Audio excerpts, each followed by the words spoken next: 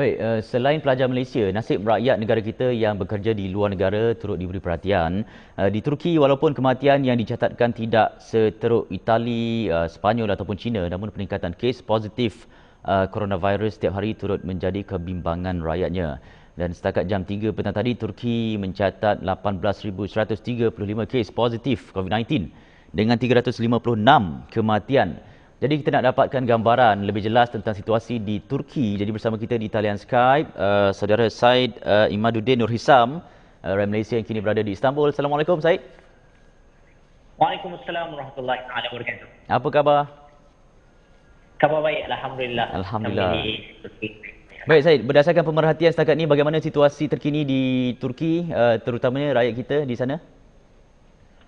Alhamdulillah buat masa ni di Turki ni kebaikan rakyat Malaysia, kita ada grup diaspora, kita ada juga grup para pelajar di sini dan juga grup mereka yang bekerja dan juga di sini. Jadi alhamdulillah kerjasama yang baiklah. Saya nampak di sini banyak pihak embassy sendiri dan juga diaspora Malaysia di sini cuba membantu. Hatta bukan sahaja semasa perintah ataupun usaha untuk self quarantine dilakukan, tapi sebelum tu juga ada juga pelancong-pelancong daripada Malaysia yang datang ke Turki dan menghadapi orang kata cancellation flight. Jadi banyak community dan juga embassy sendiri dan juga para pelajar di sini cuba untuk membantu untuk memastikan keadaan berjalan dan sesiapa di sini yang dalam keadaan susah dibantu. Baik Said, media Turki melaporkan kerajaannya setakat ini mengeluarkan arahan kuarantin tapi secara sukarela. Tapi setakat ini dimaklumkan sekolah pun dah ditutup, aktiviti keagamaan beramai-ramai juga dilarang, selain penerbangan antarabangsa juga disekat. Boleh kongsikan situasi ataupun senario itu? Ya, di Turki kalau kita tengokkan di antara negara terawal yang memerintahkan pusat pengajian dan pendidikan untuk menghentikan dan juga mereka mengarahkan asrama-asrama di sini untuk memastikan para pelajar mereka tidak berada di asrama. Jadi daripada peringkat awal sudah ada usaha untuk mengawal keadaan begitu. Cuma ada beberapa cara di sini yang berbeza dengan kerajaan di Malaysia atau di tempat lain.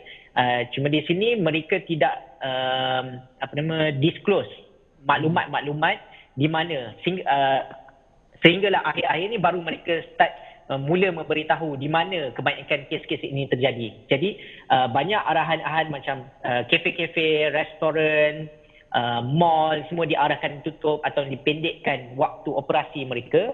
Sekolah-sekolah dan juga asrama-asrama para pelajar diarahkan untuk ditutup. Namun banyak maklumat-maklumat sensitif itu tidak dikongsikan secara terbuka. Cuma Menteri Kesihatan di Turki ini setiap pukul 12 malam dia memilih waktu 12 malam, mungkin waktu yang sesuai supaya orang tidak berlakunya panik. Jadi dia memberitahu berapa ramai yang meninggal dunia dan berapa ramai yang telah disyaki positif COVID. Jadi mereka mengambil kira psikologi dan mungkin juga emosi masyarakat, sebab masyarakat Turki ini adalah masyarakat emosional. Jadi perlu lebih berhati-hati dalam memberitahu atau mengkhabarkan berita supaya situasi sentiasa dapat dikawal. Jadi kemaskininya, teruskan. Penerbangan telah mula disikat daripada awal, sedikit demi sedikit, banyak cancellation, banyak pembatalan dan kemudian dipanjangkan lagi. Sepatutnya kebanyakannya pembatalan itu berlaku daripada lebih kurang 22 hari bulan atau 23 hari bulan sehinggalah 22 hari bulan Mac sehinggalah 17 April. Tapi sekarang ni telah dilanjutkan lagi sehingga 31 April ataupun 1 Mei. Baik. Said, jadi dari segi pematuhan rakyat Turki terhadap apa jua arahan pemerintah macam mana? Di sini saya memberi kalau ikutkan kalau kita comparekan antara Malaysia dengan Turki, saya rasa rakyat Malaysia itu lebih baik lagi dalam segi sedikit sebanyak lebih baik lagi dengar katalah somehow kan di sini. Tapi di sini kebanyakan yang degil tu kita orang tengok ataupun kami tengok di sini adalah golongan-golongan yang berumur.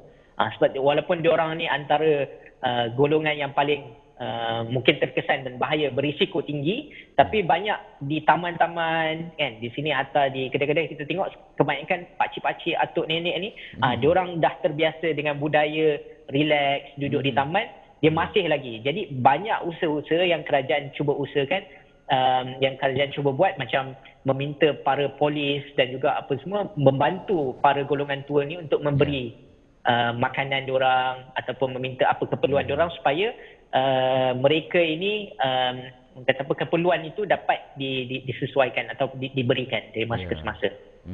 Maksudnya dari erti kata lain, Syed, kalau boleh mengesyorkan penguatkuasaan lebih ketat dibuat di sana seperti PKP di Malaysia? Iya, betul-betul. Sebab saya lihat dari peringkat awal, kadar peningkatan kematian dan juga pesakit COVID di sini atau mereka disakit COVID hampir sama antara Malaysia dan Turki. Tapi dari masa ke semasa nampak di Malaysia itu menjadi lebih terkawal. Tapi di Turki ini makin lama makin ramai. Sampai sekarang sudah hampir 15,000. Kan, kalau Malaysia saya rasa tidak sampai lagi tahap situ dan banyak yang sudah pulih. Tapi Turki kata apa, dia ada peningkatan lah di sini. Mungkin population juga yang agak tinggi. Betul. Baik, Syed Imanuddin, terima kasih banyak kerana berinteraksi bersama Berita Al-Hijrah malam ini. Sama-sama. Okey, jaga diri baik-baik di sana. Assalamualaikum. Okey, waalaikumsalam.